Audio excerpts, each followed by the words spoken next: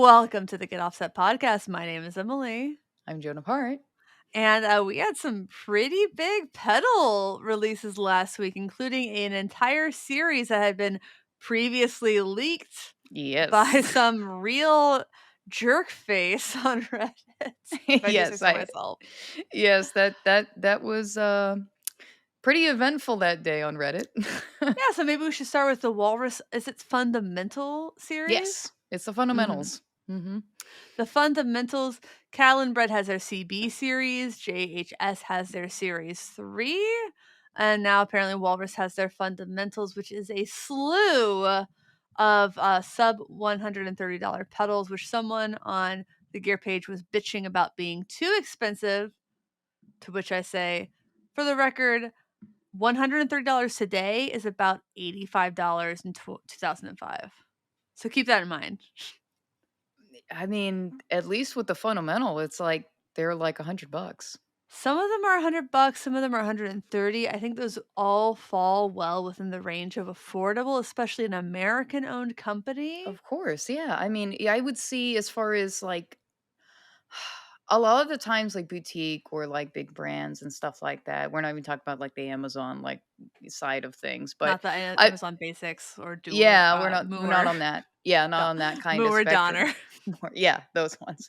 Normally like I'll see again like 179 and above is pretty much a lot of the times where I'll see effects pedals, and to get some in the 100 and 130 kind of price point. I mean, that's kind of below a lot of stuff right now. That's well below average. I mean, I think if I remember correctly, the dirt pedals are cheaper. I'll be honest, I didn't listen to a single demo. I don't really care about the Walrus Fundamental series. I'm not a big Walrus fan. Um, Yeah, that's yeah, that kind of is beyond the, let's call it, the general pay grade of this show, and something I usually only talk about in person with people who I don't think are gonna blabber about it.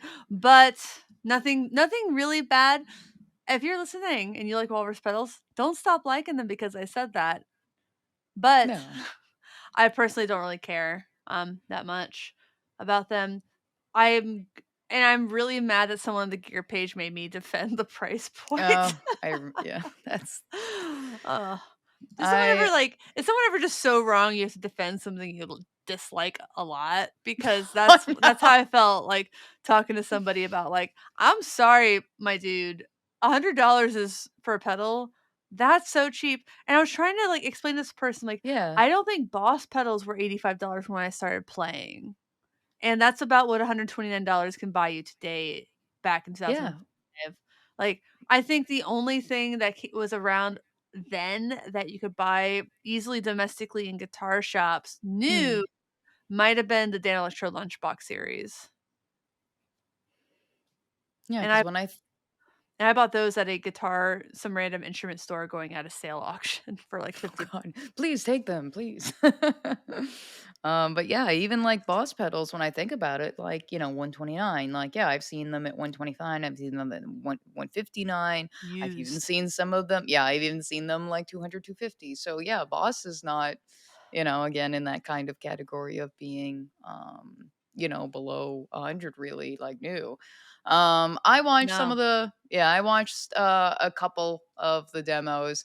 I did the really was it Mark Johnston one I watched. Oh And yeah, those are always like a director's cut. and I always make God the bless you, joke. Mark. Yes. I always make the joke when I make those really long demos of mine. I was like, I'm coming for you, Mark. Like I'm coming for that Ah, hour. I'm coming for you. fair. Fair. No, but But yeah. that's just not a lot of money, like, for pedals, to get something that's not, again, a lot of these, like, budget pedals, they're all the same inside, they just have a different housing. I forget exactly what that's called. I wanna say OEM. I'm not entirely sure that's right. Factory specs. But basically, it's like, there's this company CNZ, and they sell, like, a ton of shit. It's all, like, someone else makes it, they put their brand on it.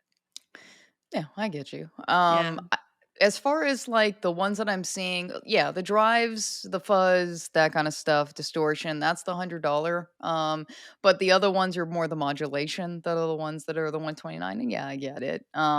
When Yeah. listening to it, the phaser does something really cool, it kinda can sound like a vibrato, at, Oh, some of the I don't remember if it was medium or heavy, I think it was probably heavy, that I listened to it, and I'm not really even a phaser person, but I was like, "Oh, that was unique." The real pedal out of this series that shines above them all, and I can't actually believe that I when I was watching it, I was like, "I can't believe I'm saying this." The delay pedal for the I would cost it is, it's yeah. amazing. I mean, I was thinking that too, even not Yeah. having listened to them because it has reverse. Yes, the reverse is great, and for me, I know you like oscillation, but I don't. They don't oscillate, so you go to and it just repeats it over and over again without the volume swell, and I was like, "Oh, I love that." Like, I Huh. wouldn't have to deal with my ears bleeding. But yeah, it does a reverse, it does digital, it does analog. Um, it really actually sounds really good, and I was just like, maybe if I Okay. ever commit sin of owning, like, a Walrus pedal, I'll maybe Oh, it's use." not a si I mean, I still have the Juliana in a box Yeah. somewhere. Just say, So it's "Listen, somewhere back stop there. just stop naming your pedals after women and Yeah, I then get not yeah. using them in, like, marketing or, like, leadership." That's my thing. That's really, like, the crux of The it. kidnapping thing, yeah, I know. I mean, okay, so I don't for those who don't know, Walrus released the Juliana, which is basically the stereo version of their really highly Hmm, acclaimed and honestly very good Julia chorus pedal. Their entire ad for it that they made, which they make the worst ads for themselves. There's always something yes. wrong with them, something problematic. But it was based upon the whole missing women trope, Mm, and I feel like there was some vague like native indigenous kind of I vibe got with it that too. I don't vibe remember too, great. yeah. At the Mhm. time this ad came out, a good friend of mine's best friend had gone missing, and I was very fucking pissed about it. Like, that was, like, really hard. That was really hard to know that my friend has lost someone very dear to her. Someone like, this is someone that's, like, one of my best friends, and one of her Yeah. best friends is literally a missing person. Also, women go missing more than, Yes. they should, and indigenous women especially. There's a whole like, it's w I think, like, I took what would have been my demo fee and just donated to Murdered and Missing Indigenous Women, which I highly recommend you as as an organization people donate to. Yeah. Indigenous women go missing at a, clip that it should is higher than it should be, like, per capita kinda shit. Hmm. Yeah. That's political as I'm gonna get in this episode, but, Yeah, I like this. I did not like that ad, I did not like the one they did No. for Christmas later that year. Yeah, like, whoever's in the marketing room, like, Talk escort to that guy women, they're out. fucking Yeah, funny. like yeah, exactly. Get someone that's actually gonna be in there, a woman or anybody that obviously is representative Mhm. of different genders and everything. That would be great. And, like, women love true crime, this is very true, but Of course. I think that we have an interesting way that we most, like, adjusted women are not okay, how do I put this? I don't know. It's almost like I would watch Unsolved Mysteries to learn, like, maybe what should I do if I was involved in these Situation, scenarios. yeah, exactly. Yeah, and, yeah, just there's nothing funny about missing women. So someone's sister's gone missing, I think was the idea. I think it was Julia's sister Juliana had gone missing or some shit. Not Yeah, funny, not yeah. cute, extremely offensive, and just fucking why. I'm gonna say the F word a lot more in this In scenario. this episode. Why the fuck? Yeah, Sorry. why? But Just yeah, I had a similar feel. I didn't actually like the ad, and then of course the following one. They just haven't been on a good streak with their ads. So at this yeah. point, I've kind of avoid like I don't police anyone for like what they have on their board. I don't, I just don't put my money towards things. I was like, okay, this builder or this person is problematic. All right, my money ain't going that way. That's it. That's Yeah, I'm never gonna judge someone for having a walrus pedal no. or anything like that. Like, that's cool. I have I tons of just like friends the who love effects too, yeah. walrus, and I have friends who do the demos for walrus. Yeah. Like, it just um, and they're not even the one brand that I do not want people to talk about in our Discord. By the way, if you subscribe to our Patreon at $5 or a month, patreon.com/getoffset, you get access to our exclusive Discord server. There's only one brand I would rather people not talk about, and I don't talk about it unless they bring it up, in which case I might be like, please don't. But other than that, it's a very friendly place, and we've Oh, a it's lot of people great. I've known people for years, and I've even what do you call it? I think some of the pedals that I've even been able to try out, I borrowed. And we've borrowed like pedals back and forth to kind of try things. So yeah, really great people, lovely Mm, atmosphere, shoot the yeah. shit about Star Wars and other things too. See, I avoid the Star Wars Yeah, I know you're conversation. not the Star Wars, but we have the past couple of days. Well, the thing is, I like Star Wars, Yeah. but there, like, Star Wars is one of those things where like the median of like is a lot higher than my Yeah, like where of you're it. resting at, yeah. Yeah. Oh, wait, we're So it's like, talking about here's it? like the biggest Star Wars fan in the world. Here's someone who's literally never seen it or actively dislikes it. See, Mhm. I feel like I'm in the middle, but Okay. with all the stuff that's come out lately, it just kind of pushes me farther Down. down in the median without affecting my like of it. So it's just Mhm. like I get pushed farther down because of like the there's so many big consumers of it. Yeah. No, I get you, Yeah. yeah. At this I mean, I was introduced into it, of course, because my dad likes Star Wars, and it was a rite of passage kind of thing, so Yeah. I was inducted early into it, and I've liked some of the Yeah. shows and the stuff, but we don't talk about 1 through 3. 1 and 2 are the worst. 3, on rewatching them, 1 and 2, irredeemable. Yeah. 3, fine, Okay, okay. fine. I'd still put the sequels above the prequels. Yeah. I think also I'm in one of the camps that, I like the Ewok movie.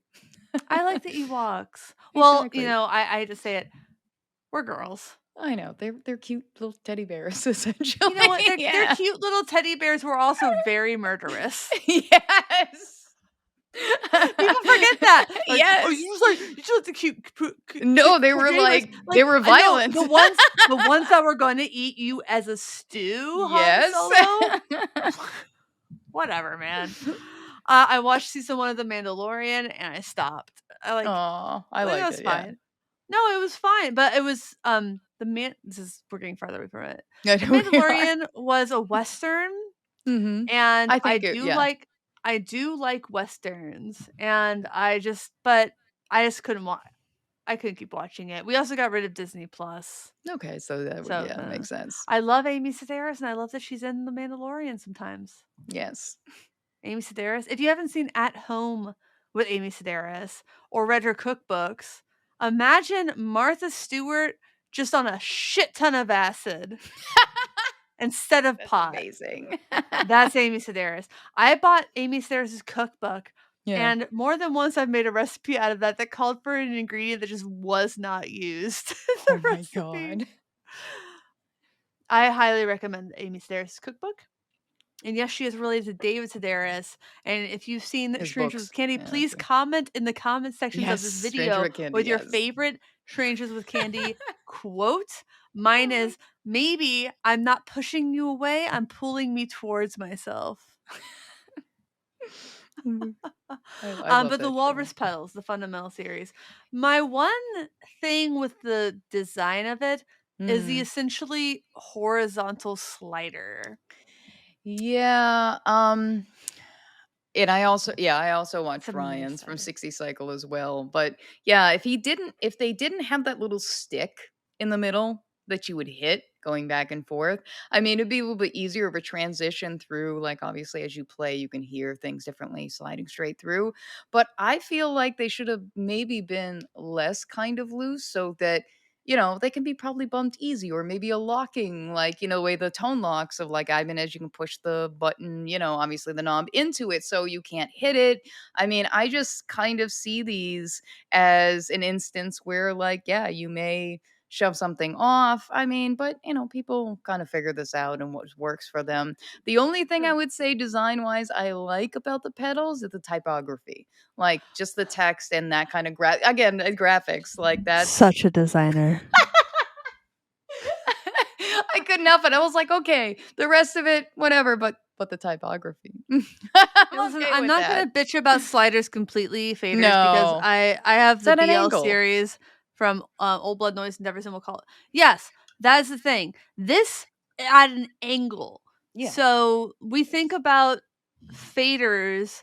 Faders in general, yeah, you got the 44, I got the 82. They have a propensity to fail, and they are more fragile than potentiometers. And I think that the people who would use a fundamental series Walrus pedal on stage are probably Mhm. not playing on necessarily the nicest stages. They also are very small, and though I have not held one in my hands, look particularly fragile. Um, Even this Walrus one, like, listen, Mackie, based out of Seattle, I've worked with Mackie, they're fucking great. Yeah. And everyone learns on a Mackie because you cannot break that shit. You cannot break a Mackie. You can spill a beer and a half on a Mackie mixer, and it's fine because they take that into consideration. Yeah. So they have these mixers that have faders, obviously, and they are made to basically, you cannot get the liquid into them. Even this old Blood Noise one, you spill something on that, it's going directly into the pedal. Oh, I yeah. cannot imagine the $100 to $130 Walrus pedals are any different. I Oh, cannot yeah. imagine they have any sort of rubberized, very Underneath, well yeah, I don't sealed think so, yeah, anything from that would looking at reject it. the water.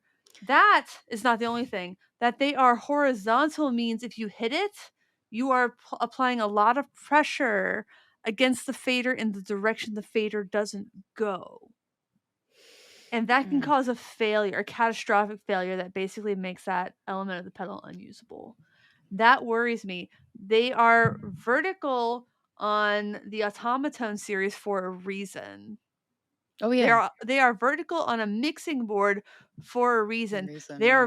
are they are like angled at a like, let's call it a 30-degree angle, 25, 30-degree angle on this, because then if you hit it, it has give in the direction that's supposed to go.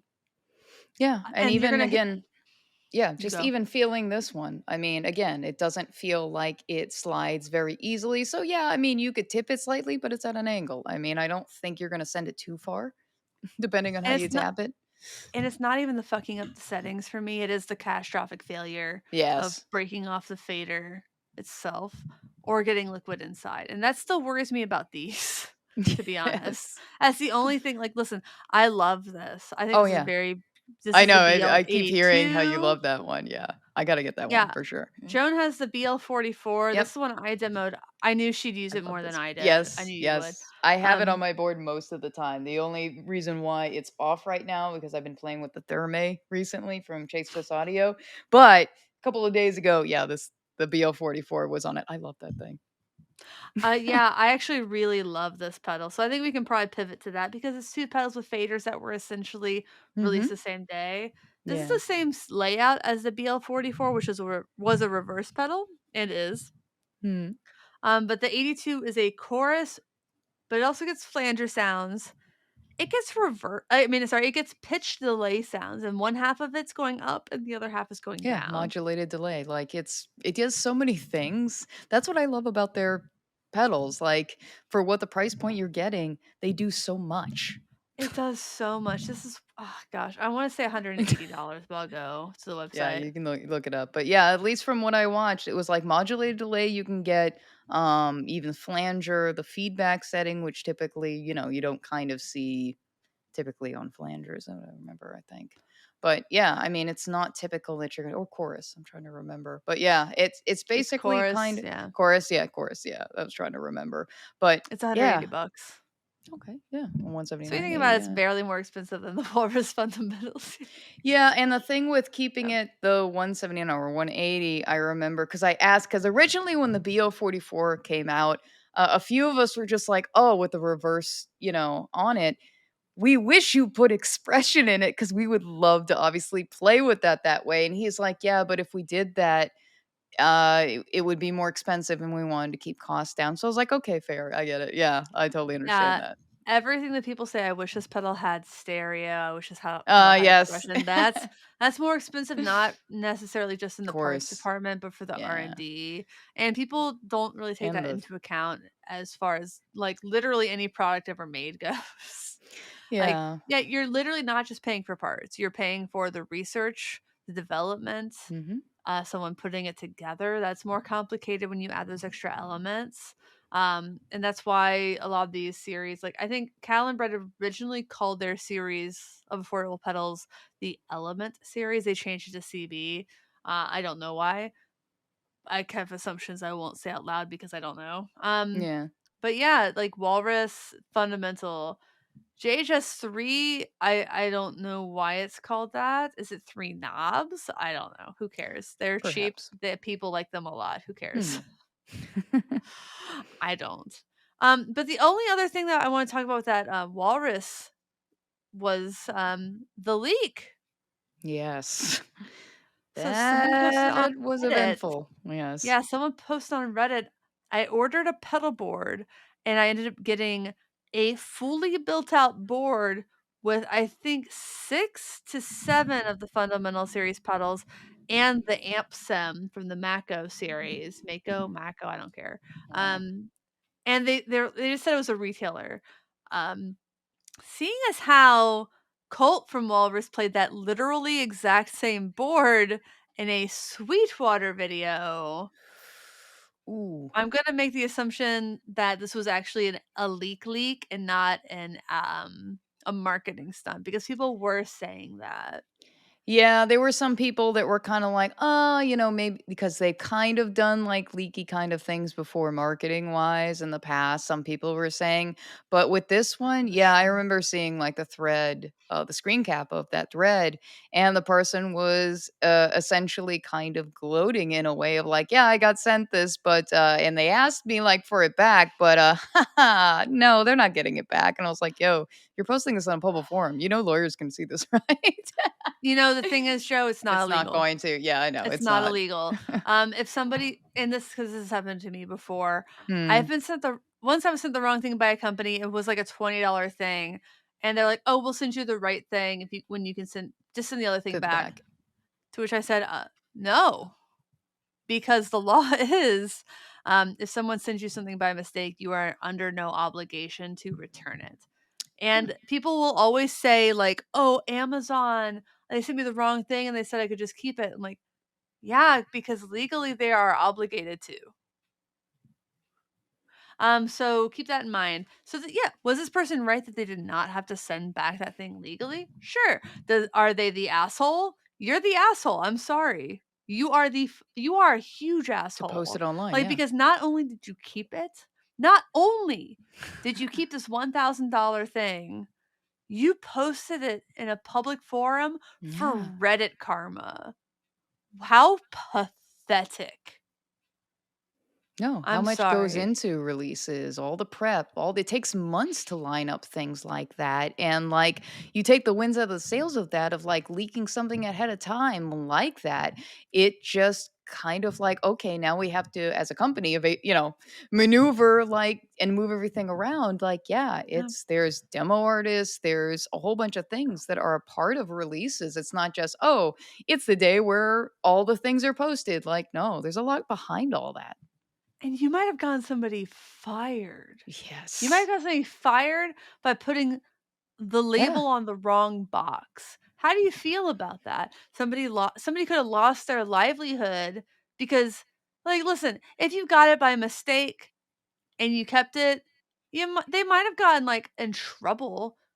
But making such a big mistake and having you be that person who leaks it, they might have Yeah. gotten fired. Somebody in maybe Fort Wayne or wherever the hell this product came from, and I'm not saying it was definitively No. Sweetwater, but there's maybe like 5 brands it could have been, so I'm just using them as a Yeah, filler, there was and it someone really saying maybe it was a demo artist. Like, there was a lot of I guesses don't think going it around. was. I don't think it was a Mhm. demo artist. It really did look Yeah. like, they might have been sending it around, but if even Ryan Burke was only getting 3 of the pedals, Yeah. Maybe not a demo artist. So, like, I do have to say, like, I think that person deleted their thread. That was Yeah, very they did. uncool. It was. Uncool. Because you didn't just leak one, you leaked a whole line. You did that because you wanted likes on Reddit, upvotes on Reddit or something. What kind of currency is that? It's not transferable in any aspect of life. I think about that a lot. I'm like, when people, like, flex in Yeah. weird ways, I'm like, what's this currency actually? What is this? I don't know. It's like sometimes, like, you'll see a guy being, like, a real dickhead at a bar, and you know that, like, him, like, being all, like, "Brr, brr, brr, brr," it's his only currency. Yeah. And I remember once I was on a bus and there was a person who was very unwell on that bus. They were Mm. cussing, they were saying extremely derogatory words, and the bus driver handled it like a champ. Like the bus driver, this person just like, "I wanna get off this bus. I wanna get off this bus." And we were like on a local highway. Like we could not just stop him, but Shit. he stopped at a nonstop and just let them off basically as soon as he could safely do so. Yeah. And he said, like, I know that person said a lot of really disgusting things. They're unwell, that is their only currency. And that hit me really hard. I'm like, Man, I sent Mm. I've like filled out the metro bus where I'm like, I just want to applaud this driver for handling a really bad situation Aw, in the yeah. best, literal best possible way they could have. Mm.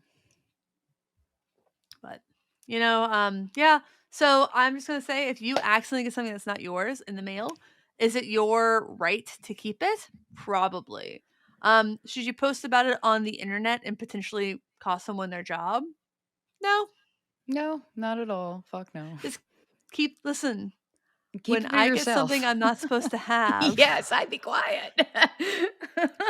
I like I remember getting a $200 check from, like, this was years ago, from Yeah. insurance, from something they thought I paid out of pocket for, but that the place I was getting whatever I was getting from thought they were billing the insurance. I got like $150. You think I told anybody? No. I just kept my money. I wasn't gonna let anybody get fired for that mistake. I knew Mm-mm. if and I just like I didn't spend Accidents, it. mistakes happen. Yeah, I mean, Yeah. we're human. It's like if you get a bank transfer that's not meant for you. Listen, you can contact the bank as much as you want trying to send it back. They're not going to respond until they realize that money has been sent to you, and then they will take it back. So don't spend it. Don't cancel your account because they will find you. Yeah. Remember, they have more resources than you do. Yeah, it'll be like a Um, whole, Liam Neeson, like, taken. I will find you. I have a very, I will they have a find very specific and special set of skills. skills. They will find you. This episode is brought to you by Moog Music. Moog instruments continue to inspire artists and listeners around the world. As music technology continues to evolve, the company and its employee owners carry on Bob Moog's devotion to creating innovative tools designed for the musician. Moog Music's latest venture is the reimagining of some of its most influential analog instruments of the past for today's production workflow.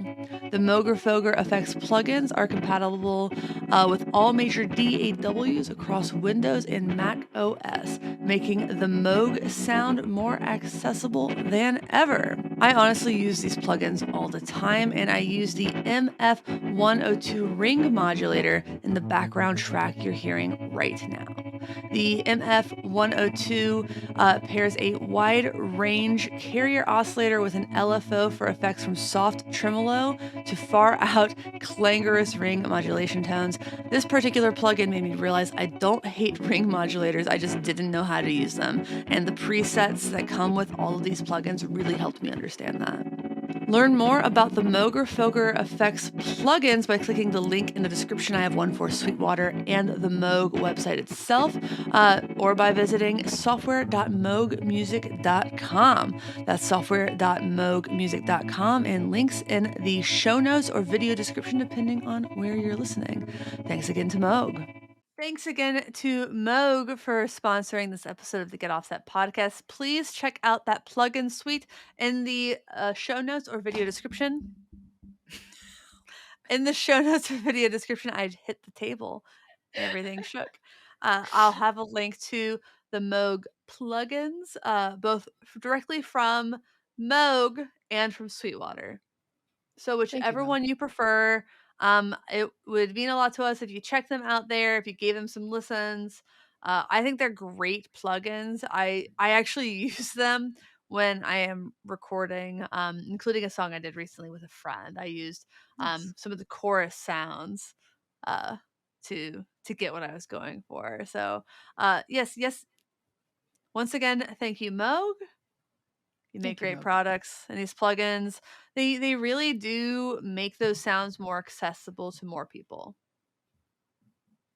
Yeah, because those Moogerfooger plugin, gosh, those Moogerfooger pedals, they're not available, and pretty much as soon as they were unavailable, people started trying to sell them for like $500. Oh God. Oh, and Yeah, yeah, that market value just going up there. it sure does. So, yeah. But what else did we have to talk about? I know there was another topic. Yeah, there was also, apart from, Earthquaker Devices with their Aurelius that came out as well, which was Oh, rather interesting. The other thing was it Mooney pretty much, Fender. Andy. Yeah, Andy Mooney from Fender. Is he the CEO or the VP of I think marketing? I forget. CEO. I think CEO. We're gonna fact check that Yeah, just back because check that. Andy Mooney, CEO. CEO Yeah. of Fender. Mhm. He was interviewed for Guitar World or Guitar.com, I For forget. Guitar World, I think, and I also saw that he did a interview, I think, on CNBC. Yeah, so obviously NAMM, if you're listening to this, starts in 2 days Thursday, if Oh you listen god, to this it's on the so day it comes close. out. So if you are listening to this on the day it comes out, Joe and I will be meeting for the first time in person tomorrow. East meets West. East meets West. So we're going to Excited. NAMM in Anaheim, as I've had to explain to a lot of people this week, the National Association of Music Merchants, not VIT. Um, Yes, I went to a party on Friday and had to explain that one a lot because I was wearing a mask. Like, I'm not getting Yeah. sick before this shit. Yeah, the same Uh, thing for me. I've been wearing up until we go, yeah, arriving. I don't I want was telling people I'm in a lot of money for this hotel. it. Yep. Can't Yeah, I'm not can't risking risk it. it. No. So, but as some of you may know, neither Fender nor Gibson have showcased at a NAMM, be that Nope. summer or be that I should say now at this point, Nashville nor Anaheim, since the pandemic. And Yeah. that used to be a big part of their marketing budget. But they haven't done it since. Gibson for Nashville, the first Nashville back, they had Yeah. built their showroom, so it made a lot of sense for them to not be there. They were 2 blocks away Yeah, and already. able to control the entire narrative of whatever the hell they were showing off. So I get that. Fender in LA, probably similar vibe, but I don't know if PRS has showed at a NAMM since, I and don't other big brands aren't. Yeah, I don't think so, that I can see. I think those 2 were pretty much the big 2 that were like, "Nah, it's not with all, like," and that was what, Andy said in the interview, which was, the difference between NAMM, today and before, it's like this not cost effective because again, like, you set up everything, you pay for the booth, all, like, the merchandise and everything, and he was like, Employees to "Maybe" work it, yeah, all that, yeah, and and he's then you like, have to "I'm" meet their deadline of when you want to showcase your stuff. Yeah, and he was like, "I only got an hour to, like out of the whole weekend to, like, connect or do any of the things that I wanted to do there," and they're more efficient on, online and ways much like that whole E3 instance has been canceled now, that they have found other ways of now reaching and communicating with other brands and marketing and everything. Yeah, so even before he did this interview, Andy Mooney, before he did this interview, E3, I'm Mhm. pretty sure that's mostly around video Yep. games. Mhm. It was still set to be on, It Yeah. was a huge news story the other week when E3 was Mhm. canceled because Nintendo wasn't going to be there, Sony. Yep. Microsoft, thus PlayStation wasn't going to be there. What Mm-mm. do you have left after that as far as big brands that can bring in money and would pay a lot of money to have like a whole Yeah. fucking floor or something at that trade show? So I mean, Nintendo has Nintendo Direct. Microsoft is such a big heavy hitter that they can Yeah. do whatever Do they whatever they want. want. They don't need to be, yeah. And if Fender wants to spend money, like during the pandemic, they hired, not even hired, they sent shit to a lot of demo artists, musicians. They did their own thing Yeah. and they found that to be significantly more effective. That being said, and again, I say something that could interfere with me ever getting a product from Fender again. I'm pretty sure that there are guitar shops that have just stopped carrying Fender because of like QC issues and Mm. fulfillment issues. And this is something I've heard from several, like, I mean, more than like one hand's worth of shops. Like, oh, we used to carry Fender. We either are not anymore or are considering dropping them because they can't keep up with demand, Yeah, because it's they been send bad. stuff to us that is just not sellable as is. Oof. And Yep. so I mean, it's kind of like on one hand they can do all their marketing, but they're not really connecting with merchants in the same way. But do they need to if they can sell direct? I don't think so. I I don't don't know that. I don't It's kind I of don't like, it reminds me of Prince in the 90s. Yeah. Prince was signed to Warner Brothers from the time he was 19 Mhm. until like 94, 95, when he Oh. basically made them drop him because they were trying to hold they wanted him to edit himself more, let's be completely Oh, honest. yeah, of course. Could Prince still make a fantastic living without a major label? Which is to be like, can Fender still make like, great money without like being in random guitar shops?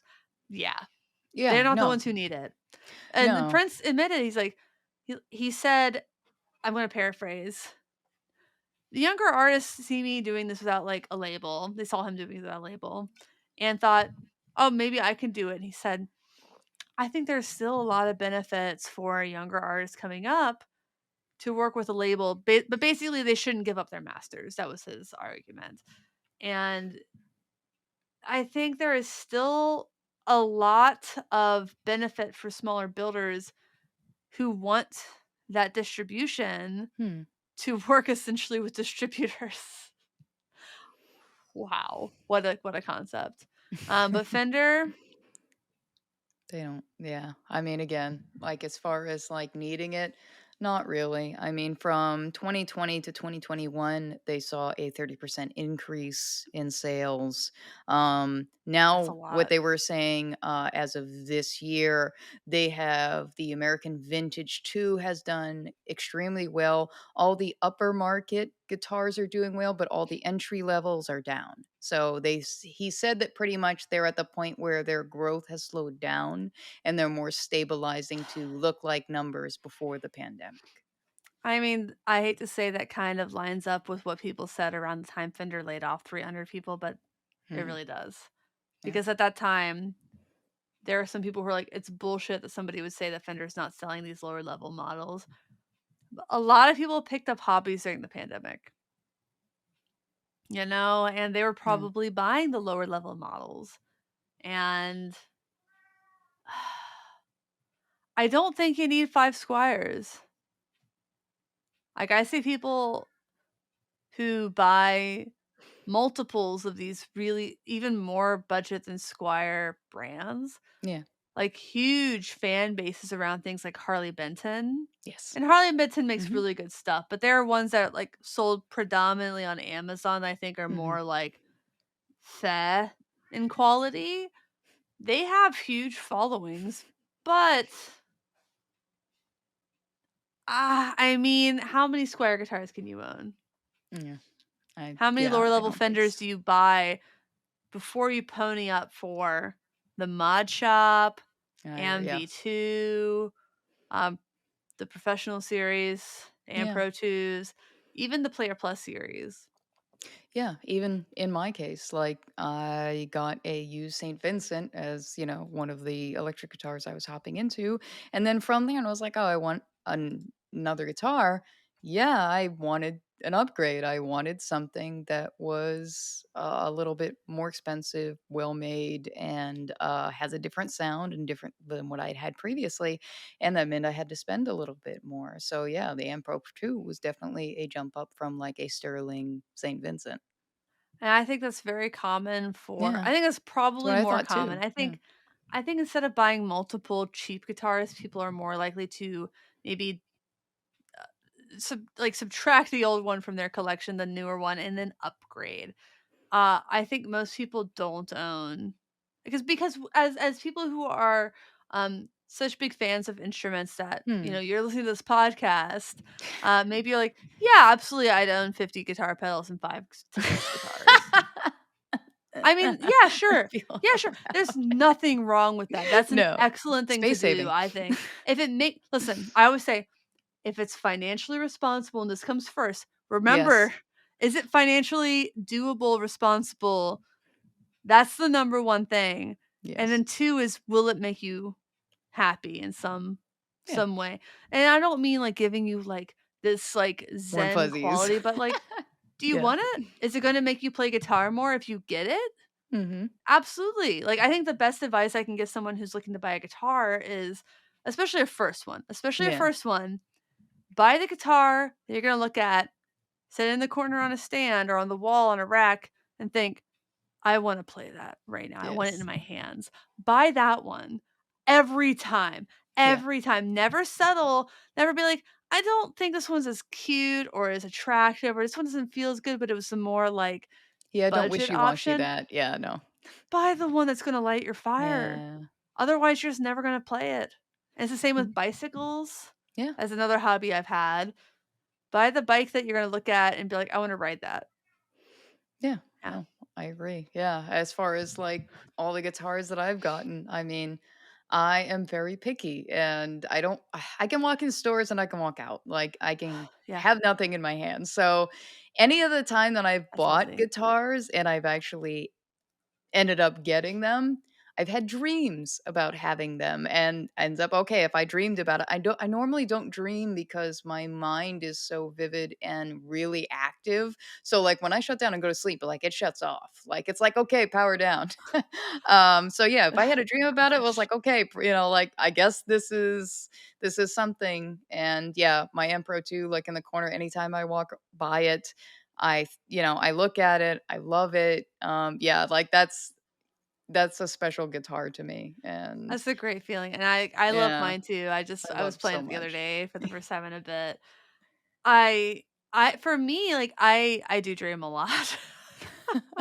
I have dreams that are so heavy, and Mhm, one of the big reasons I consume cannabis before bed is it does suppress the dreams. Like, my mind races at night and everything. Like, I when I started taking, like, mhm. Zoloft and anxiety meds, I Yeah, wouldn't have panic attacks in the daytime, but I would have them in my at night when dreams. okay, yeah, that would be It was subconsciously, yeah, not so, yeah. bad.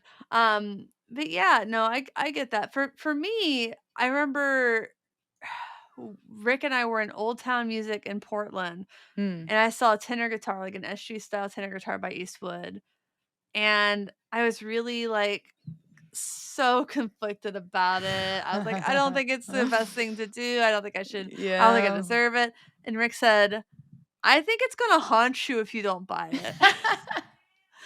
And that Yeah, for me, that's it. Like, am I, like, so conflicted about something because I want it really badly and I feel yeah, like some sort of, like, emotional, "I don't know if I deserve this" kinda thing. If I feel like I'm going to regret, like, yes. and it's like anything. You walk around with it in your hand in the store and you're like, "Am I really Mm, going to regret not buying this?" And if the yeah, answer is yes, like, listen, most music gear does a decent job retaining, like, 70% of its value. yeah. It's not the biggest risk. It's not like buying a car on a whim, No. which is a bad idea. I've never done it. I've never bought a car on a whim. No, no, no, no. So that's something that's always planned for. I didn't walk outside and suddenly there's a car with a bow on it. No, that doesn't happen. That well, the thing is that does not ever happen, truly No. doesn't. Those ads are simply like those Lexus ads about getting a Yeah, Lexus for Christmas. Those are for people who already own Lexuses. pretty much. There's, like, someone who does those ads did an interview and was like, "We're Yeah. not actually trying to sell Lexuses with those ads. We're just trying to make sure that someone who already has a Lexus Yeah, keeps buying Lexus pretty and keeps much. running stop signs because I feel like that's what you do in a luxury car. You run stop signs, you speed." Rick and I were That's crossing the street in front of our house, yeah. and this, like, nice car or whatever. Mm. Okay, to preface this, every single every single block in Seattle Yeah. is an intersection and has it's, like, by default, there's a crosswalk, even if it's not painted as a crosswalk, Okay. even if it doesn't have lights, unless your block is flanked by 2 traffic lights, like it is downtown, Yeah. every single intersection is a crosswalk. So we're just crossing, and this block is like this car's like pretty far away by the time we start crossing, but it's Yeah. going pretty fast. Decides against slowing down, goes. So we're crossing. We're da, da, da, da, da. Yeah. It's coming. Zip, zip, zip, zip, zip. It goes like that, almost hits the curb Oh to god. avoid us. And I had made Jesus. eye contact with the driver, so I knew they saw us. Then honks at us after they passed us. Oh, yeah, it's your fault, of course, that they I'm weren't fucking sorry, up. I guess I'm the asshole for, the car coming the other direction stopped Uh, for us dead ass, so we were just like, we weren't gonna walk in front of it, but but since I made eye contact with the driver, I'm like, "I'm gonna keep going. yeah, You're driving a we nice made car. we made I don't eye think I'm gonna contact. die. No, you don't wanna don't wanna dent that, no. You Yeah, look like for you have insurance." yeah, where we are, it's not Lexus, it's BMWs, like, they are the worst. They are the problematic drivers in Miami, If and my they're mother is always listening, sorry, I just gotta say this. If my mother's listening, that car was not close to hitting us, to be clear, because Rick was walking in front of me, and if my husband's walking in front of me in an intersection, we're fine. I'm the one who's like, "I have the right of way." So when we're in Anaheim next week, I'm gonna have to remember this ain't Seattle. Yeah, it's gonna be definitely, pretty different. Oh, it's differently different, as they say. But yeah, so Andy Mooney says he had from Spender. He's not saying they're never going to go back to NAMM, but it sounds like something is going to have to change, or they are going to have to show some significant new value before he Yeah. goes. That being said, it may still be. It's one of those things where I wonder if it's going to even the playing fields for smaller brands, because when Gibson wasn't there last year and Fender wasn't there, people were talking about like cream guitars and smaller builders. Yeah, when I was talking with some people about it, I think of in this last week, they were like, "Well, the big ones aren't going to be there, but that means you're going to be seeing some smaller brands that otherwise you wouldn't have, some technology and things that might have been overshadowed by bigger brands being there. So it gives them a chance to shine and obviously make connections, whereas otherwise they might have been pushed out by, the bigger fish." Yeah, absolutely. I think that's very true. So, but the question Mm. is it going to be worth it from the actual association that is NAMM to do it? Like, are they going to be able to fill those holes? Because E3, they couldn't fill those holes without Nintendo and Microsoft. They just they couldn't make it worth it. Maybe they come back next year scaled down. And Hmm. Or that's yeah, go ahead. Or I'm wondering if they obviously make it smaller, not as large like going to a big convention, but you make it more of something that is smaller. And I don't even know if it's possible or maybe it's cost effective, but if you have these kind of things like around the country, is like things that kind of go from city to city and it becomes a celebration, I guess, of brands or connections and things like that in areas that people can kind of Regional. regional to try to at least connect people there and also more people to know about, certain brands. I mean, I'm taking this from like when I used to go to, do things like car shows and stuff like that. There used to be these shows that would go around the country and eventually they would come, down South Florida and go to, different places. And yeah, it was pretty much a way for all of us to connect and be in a certain location and different brands, different everything. So, I mean, I think something smaller that maybe moves around might be really helpful and good as an Yeah, not option. and not anticipating that the same brands are going to go Yeah, it'll to always be the same different. Yeah. event. Mhm. Yeah, I like that idea, and, I think that that's kind of different from what I was thinking is that, Mm. like, Sweetwater Gear Fest has been a thing for a long time.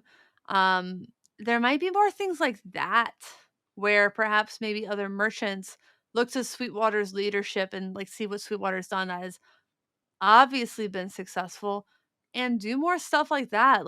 Yeah, "Hey, it's here are the fun. brands that we Mhm. carry, let's invite them." And, Yeah. like, what you're talking about the regional stuff, like, I know there have been things in Minnesota that Yep. have, like, Chase Bliss, kind of leading the way, or Oklahoma, there's great brands there. So or even in Portland, Earthquaker I'm pretty Day, sure. like, yeah, there's different. Mhm. Yeah. Portland pretty recently had an event that had, like, Old Blood Noise Endeavors in Portland, as far as brands Nice. go, has, like, Catalan Bread, Greer is there, lots of other smaller builders. It makes a lot of sense to, like, foster these smaller ecosystems, and Yeah. frankly, I love that. I don't like the homogenization. No, I don't like big spaces, like, just jam full of things. There's no way you're gonna be able to obviously, A, see everything, and B, if there's a lot of people there, it's no way that you can really, like, have an engagement because there's gonna be people standing around you to also engage with them, like, it's too much.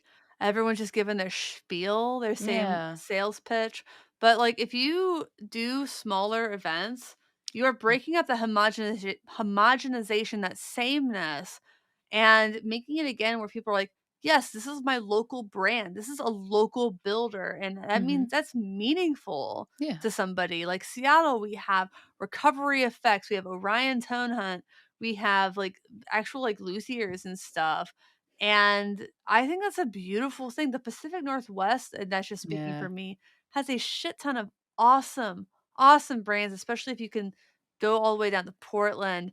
You've got, I mean, even in like Richland, Washington, Matthews Effects, Portland, you got Benson, you got Catalan Bread again, Greer again, just a lot Spaceman Effects, Yeah, so tons of much. great stuff.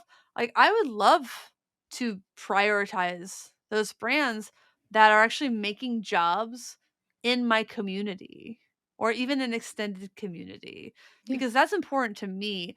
I don't I don't want to live in a world where everything is the same. I Yeah. know in I don't America either. we're like Fender, Gibson, all that stuff. Yeah, but If you go to other countries, you see different guitars.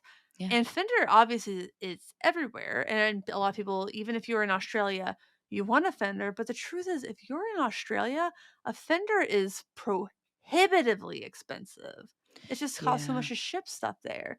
So there are other brands there that are more attainable for musicians who are coming up. Those musicians want to keep playing the brands that they like. Yeah, And yeah. I love that. I love seeing different stuff. No, me too. I love seeing different ways of approaching an instrument. And yeah, it's going to be harder in Europe, obviously, with things that are from the US and the cost differences and everything. And I think But Fender they have also, there are lots of great Italian oh, of guitar course, builders. They're there great. is. Tommen, Harley Benton is German, essentially. Tommen, Hmm. Yeah. great, great stuff. They're built like Marshall and well, we were talking about Marshall last week. Yeah, we did. Marshall and like Orange over there. Yeah. There's lots of great stuff that's like not exclusive but more prevalent over there. Hmm. It's a beautiful thing. I think it's a beautiful thing. Yeah, I do too. Yeah. Good stuff. I apologize if I was interrupting you. Do you have more to expand on.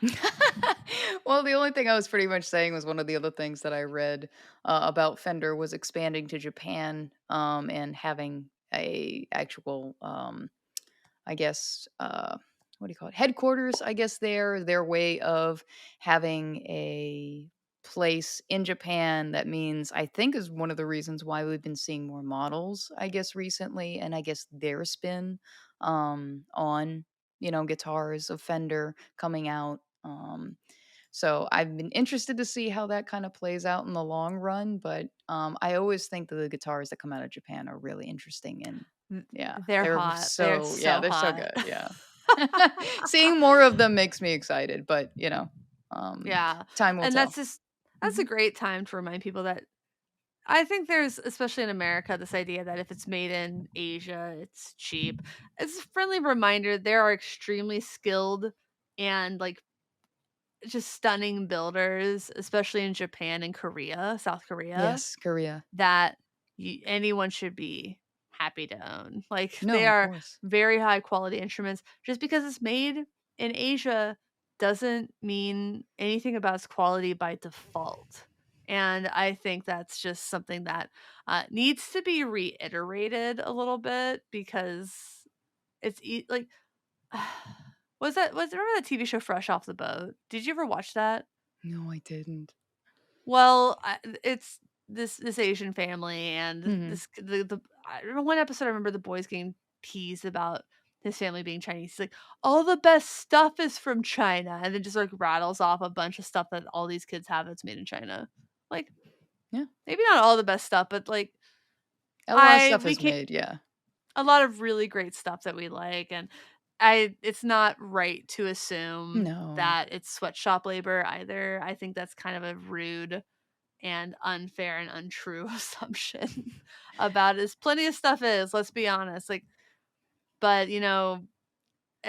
just don't make that assumption. Don't make the No. assumption. No, I had a conversation recently with Meredith, and we were talking about where like Korean guitars and where they came from, Oh, and the yeah. guitars that she told me about that I actually are manufactured in Korea. I was like, wow, they were pretty big brands, and I was surprised. I didn't know that they were made Yeah. in Korea, and they are definitely pretty. So I was just like, okay, mental Well, note.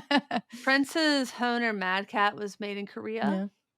Yeah. Lots of very fantastic, like, obviously Fender Japan is Hmm. the shining example of that. Yeah. But Eastwood Guitars is known for their budget stuff. They're Korea. Yeah. I think so, right? Their nicer guitars are made in Korea. Yeah. Like, it's quality, and it's PRS too. Yeah. quality that's competitive with made in America. Yeah. Yeah. The big difference is you gotta put it on a barge And shit it over and hope that it gets and there. just hope it Yeah. makes it. I Exactly. remember my brother got his wife a cookbook for either Christmas or her birthday, and Yeah. it was on that one. It was like several months ago, if not a Mhm. year ago, a barge, like, sank God. in the ocean, and her birthday or Christmas present was on that Oh, boat. no. It was just a book. It was just a book, Under the but, like, sea, under the sea. Sorry. I I don't know. I mean, you're in Miami. Is that a big port city, or is that on the other side? I think we are. Yeah, 'cause Yeah. I Seattle's a mean, we get a huge lot of port city. yeah, we get a lot of cruise lines and shit like that. So I mean, yeah, we're So also do a we. port. Yeah. Our cruise ships come, they start, like, in Anchorage generally, Mhm. and they make their way down to Seattle. So we get, like, the end of the cruise ships. But I used to work downtown, and from my office window, we could see all of the shipping containers Oh, cool. and just, like, watch them pile up.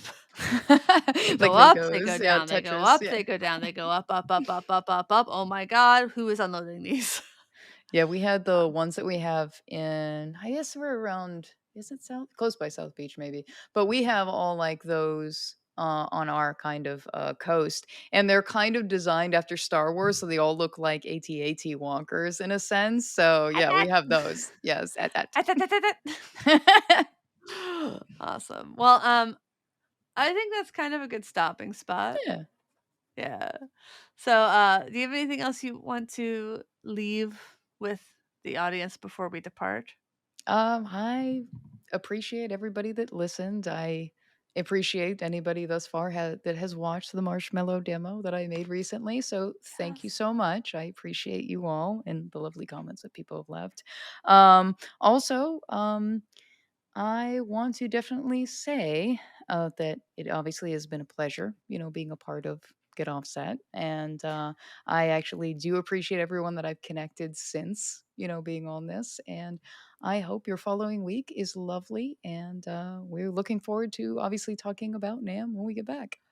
Yes, hopefully we will be recording an episode Yes, there. fingers crossed. We do have time booked at the media center, so that's good. For everybody, if you are going to NAMM, you're watching this before Thursday, the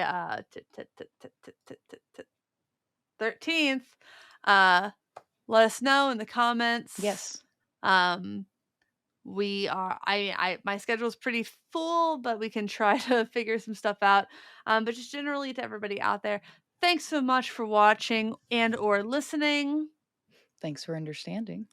Until next time, my name is Emily. I'm Joan of Heart. Goodbye. Be seeing you.